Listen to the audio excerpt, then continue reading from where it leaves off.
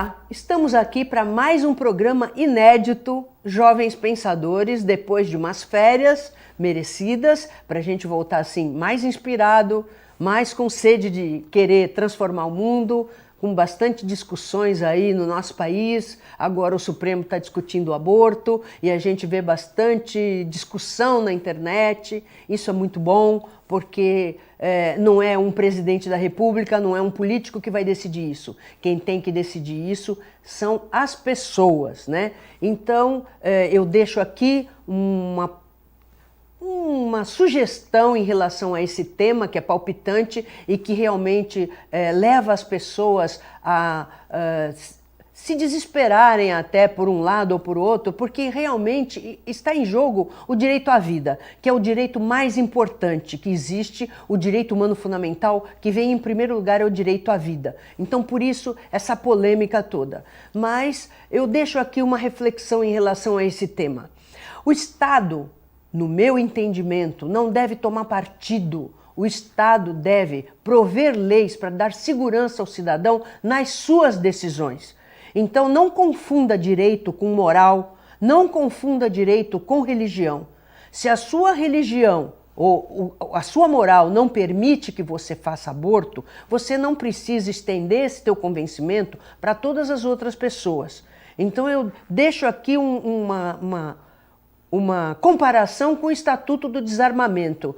Está também uma grande discussão aqui no Brasil em relação ao Estatuto de Desarmamento, algumas pessoas querendo que as pessoas que queiram possam ter armas, porte de arma, porque parece que o Estado não está dando conta da segurança tão bem quanto deveria. Então as pessoas deveriam ter porte de arma, só que sem obrigação. Quem quer pode ter, quem não quer também pode ter. Então eu lanço aqui, será que não está certo também em relação ao aborto? Ninguém vai fazer aborto só porque tem uma lei legalizando. Aborto é uma questão crucial, se discute o direito à vida, mas também existe uma questão que é de direito civil, que é quando começa a vida. Com a morte cerebral se doam os órgãos. Até 3 meses não há neurônio. Não se pode considerar que há vida humana. Essa é uma das posições. Então, por isso que eu deixo aqui uma reflexão.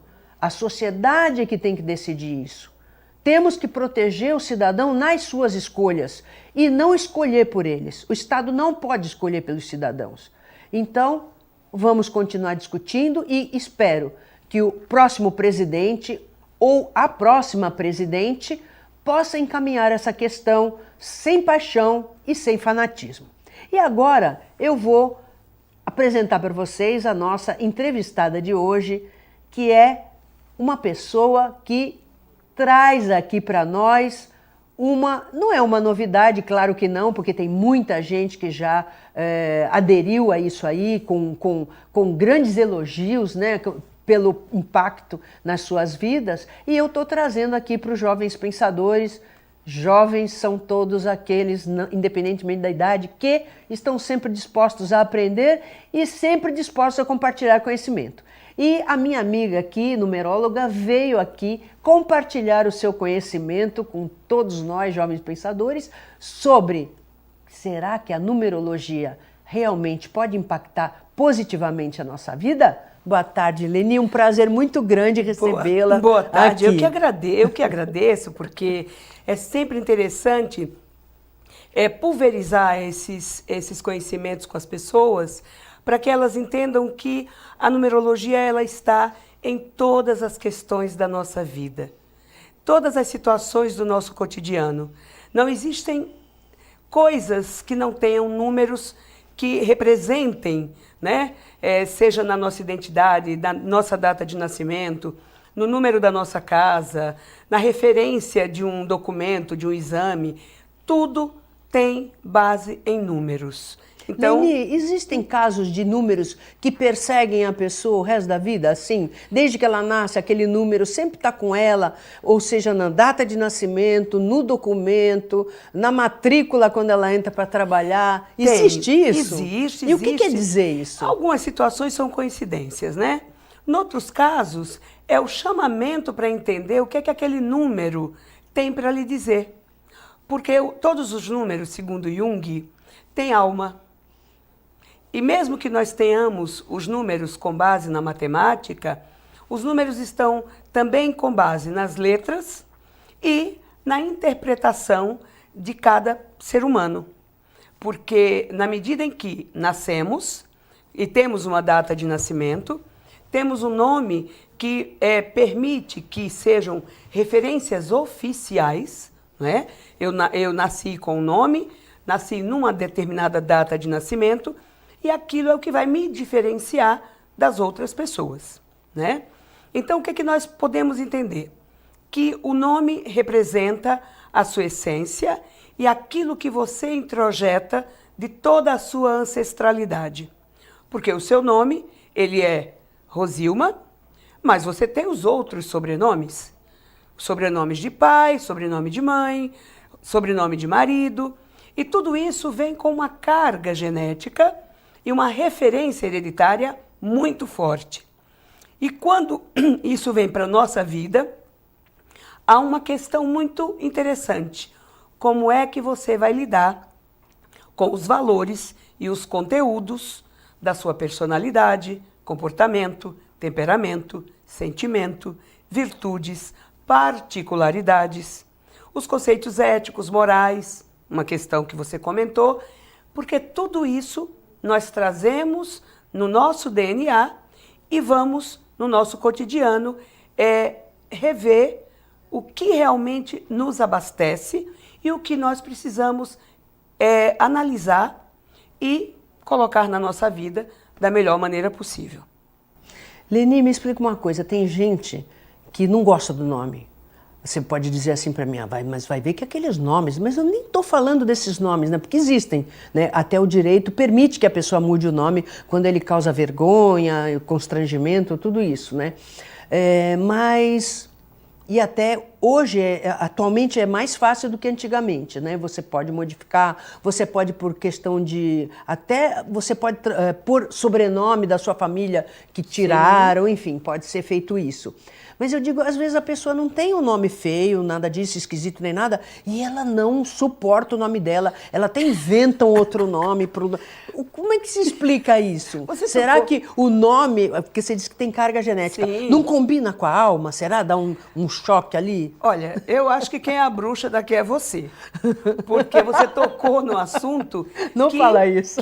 Que me pertence. De vez em quando me chamam de bruxa mesmo. Que me pertence, porque eu nasci com um nome. Na verdade, todas as mulheres da nossa família, os pais têm mania de colocar tudo com a mesma letra. Ah, sim. Né? E na minha época também era assim. Nós lá em casa, as 3 irmãs são todas com R, porque meu pai era com R. Pois é. E o que acontece? Eu nasci com o nome que a minha mãe considerava que era o meu nome mesmo, Leni, que ela ia... Aliás, é nome artístico. Você já nasceu com nome artístico. Porque tinha uma cantora famosíssima. Leni Andrade. Já me Everson. Confundiram. Leni Everson também. Maravilhosa, uma cantora espetacular. Aí o que acontece? Minha avó, que é minha madrinha, com aquela condição religiosa muito arraigada, dizia que toda criança que nascia com o cordão umbilical em volta do pescoço tinha que ser chamado de Maria ou José. Como foi ela? Eu, sem querer, acertei o nome do meu filho, porque ele nasceu com cordão enrolado e eu dei o nome de José. Ótimo. Mesmo que ele já está garantido. Exato. E aí o que acontece? Minha avó foi me registrar e colocou o meu nome, Maria José, com os sobrenomes. Mas foi tão traumático o meu nome, que eu só fui conhecê-lo. Dupla proteção, né, Maria José? Aí, depois da terapia sistêmica, depois de tentar entender a força do nome, que era o nome da minha mãe, o nome do meu pai, o nome de São José, o nome de Nossa Senhora, enfim, fazendo toda essa sopa de letrinhas, depois de adulta, é que eu fui me acostumar com o meu nome. Só que o trauma maior foi no primeiro dia de aula, onde a professora fazia a chamada. Sempre as e professoras. Naquela época, as professoras eram chamadas de professoras e não de tias. Sim. E havia um respeito muito grande. E o primeiro trauma é que eu não respondia a chamada, porque o meu nome não estava ali, como Leni, porque no registro não tinha Leni. E o que é que aconteceu? Quer dizer que você foi registrada como Maria José, mas chamavam você de Leni? Exatamente. E Leni não estava no registro? Não estava no registro, mas estava impregnado. Sim. É que muitas pessoas acabaram me conhecendo, sabendo do meu nome, mas muito depois, quando eu tinha que dar essa explicação. Sim. Quando foi em 1994, com aparição em televisão, entrevista de jornal, convite de casamento, eu entrei com processo, incluí o Leni, não precisei nem até ao juiz, Sim. porque dentro das questões que eu apresentava, não tinha mais necessidade. Você acrescentou o Leni, não mudou? Acrescentei o Leni, não mudei. Então ficou Maria José Leni. Leni de Almeida. Ah. Aí, isso numerologicamente alterou a minha vida, sim. Provocou uma revolução, porque a partir daquele momento eu alterei a configuração do meu nome e como acontece quando as mulheres acrescentam os sobrenomes dos maridos. Muda a configuração. Sim. Né? Então, eu alterei o meu nome, em função até de ser, não necessariamente nome artístico, mas era o constrangimento que eu tinha, em algumas situações, de ter que explicar. Sim, e você sempre se sentiu Leni, né? Total. Que focinho de porco não era tomada. Interessante, muito interessante. Então você tocou numa situação, que obviamente eu estou abrindo algo muito íntimo, muito pessoal, que hoje eu amo o meu nome, né? Mesmo que em todos os lugares o Leni Almeida seja a porta de entrada, mas está no meu documento, alterado com todas as letras e linhas jurídicas, e isso hoje tem o resultado do meu nome tem uma função. E eu já estudava numerologia, astrologia, o tarô há muitos anos antes, né? E fui, não cobaia, o meu laboratório foi comigo. Muito interessante sua história. Muito legal, muito legal. Muito legal mesmo. Aliás, Maria José eu acho um nome lindo. Só conheci gente maravilhosa com esse nome. Mas sabe o que acontece, Rosilma? Se me acostumassem Sim, a ouvir... é claro, mas você sempre foi Leni. Sim. No dia que você descobriu que você era Maria José, você teve um infarto. Foi traumático, eu levei palmada na mão. Sim. Porque eu não tenho vergonha de dizer que eu vou fazer 60 anos o ano que vem. Ó, pronto. Já, né? Então, olha, assim, eu não tenho culpa, eu não perguntei nada, hein? Mas eu gosto de dizer. E aí o que acontece? Eu me traumatizei. A gente acha que, tanto que os estudos que a gente acaba incluindo na análise do comportamento humano com a numerologia, entram outros estudos como a antroposofia, a filosofia, a psicologia. Então entram todos esses estudos, a constelação familiar, para conhecimento próprio e para ter um conteúdo melhor para passar para as pessoas. Então, o que é legal é que esses estudos, eles não ficam estagnados, eles precisam ser ampliados, assim como os números na matemática são infinitos. Deixa eu te perguntar, você falou para mim que não ficam estagnados.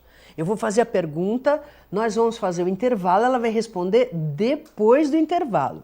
A pergunta é a seguinte: nós sabemos que o ser humano, né, evolui sempre, né? Sim. Muitos evoluem, mas aí Sim. tudo bem, mas faz parte, eles estão sempre em mutação, né? E, pelo que eu entendi, o nome e todos os números relacionados a essa pessoa também vão se modificando. Sim. Né? Pode haver, por exemplo, uma pessoa que nasceu com um nome que ela gostava, que ela se deu bem e tal, e de repente, lá, num determinado momento da vida dela, ela começa a se incomodar com o nome. Será que é porque o nome e tudo isso que você acabou de dizer, né, a numerologia quântica, não combinou com a evolução da pessoa? A pessoa evoluiu mais ou menos? Quer dizer, não houve uma evolução paritária, vamos dizer assim? Você vai responder, fique aí, nós vamos fazer um rápido intervalo e a Leni responde no segundo bloco.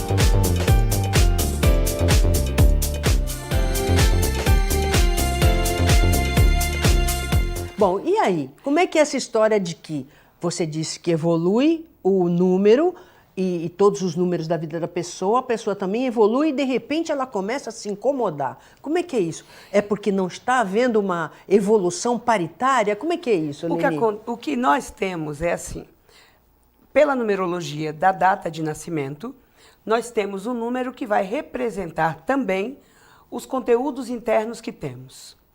Mas a cada ano que nós vivemos, nós temos um outro número que vai definir os nossos objetivos, necessidades, perspectivas, como eu vou lidar com várias questões do meu cotidiano. Então, cada número tem um peso. Então, em determinados momentos, nós vamos experimentar sentimentos, emoções, frustrações, desafios, diferentes daqueles que tivemos em outros anos. E, posteriormente, podemos enfrentar a mesma vantagem de números positivos. Então, não é o nome só é modificado quando é incluído o sobrenome ou alterado. Normalmente acontece, a mulher tira o nome do pai, coloca o nome paterno do marido, né? Normalmente é assim. Ou mantém tudo e só acrescenta o do marido. Então, o que é que nós temos? O nome, continua sendo a essência do nosso comportamento de alma. O número do ano, aliás, o número da data de nascimento, que também inclui o número do ano, vai definir que papéis nós vamos ter naquele momento. Então, nós podemos dizer assim, fulano de tal nasceu tal ano, então ele tem o número 8. Num determinado momento, ele está vivendo o número 7. A fusão desses dois números, eles têm interpretações individuais, mas a soma também desses números tem conteúdos que vão definir tudo aquilo que a pessoa vai conquistar naquele momento ou não. E com o conhecimento dos dois lados desses números, porque o universo é dual, né? Então os números também têm essa dualidade, ele vai perceber que ele pode ir por um caminho ou pode desenvolver o lado sombra, o lado oculto daquele número que tem em todos eles. Até mesmo os números mestres, Rosilma, porque dentro da numerologia pitagórica e da matemática nós temos números que são extremamente importantes, como o número 11, que ele é o número primo e só pode ser dividido, se somado ou multiplicado por ele mesmo. Então, a sequência ou a multiplicidade do número 11 resulta em 4 números mestres. Esses números estão presentes no tarô, estão presentes na cabala, tem referência de planeta ou dos astros, então tudo está muito interligado. E quais são esses números? 11, 22, 33 e 44. 44 é o número 8. É o número 8, porque a intenção, não sei quem criou, não sei quem inventou, não sei quem determinou que eles seriam números mestres, mas eles têm na fusão do 11, é o 2, é a dualidade, é o pai e a mãe, o sol o sol e a lua, e assim por diante. Aí nós temos o 22, que é o 4, que é a manifestação do poder do homem. Aí temos o número 6, que é a consolidação dos bens materiais do homem e da natureza. Quem não gosta do número 6? Uma pessoa que não gosta, não sei, não gosta do número 6. Isso significa alguma coisa ou não? Não necessariamente. Ela pode ter empatia. Você falou bens materiais. Será que é uma pessoa que não é apegada a bens materiais? Pode até ser a própria dificuldade em lidar com os bens materiais, ou ter prejuízo, ou ter frustração na questão financeira. Então, o nosso inconsciente, ele também tem todas as informações e que, de repente, como dizer que eu vejo alguém e automaticamente não crio uma antipatia por esta pessoa, né? Da mesma forma, tem números, tem lugares, tem situações que eu vou repulsar.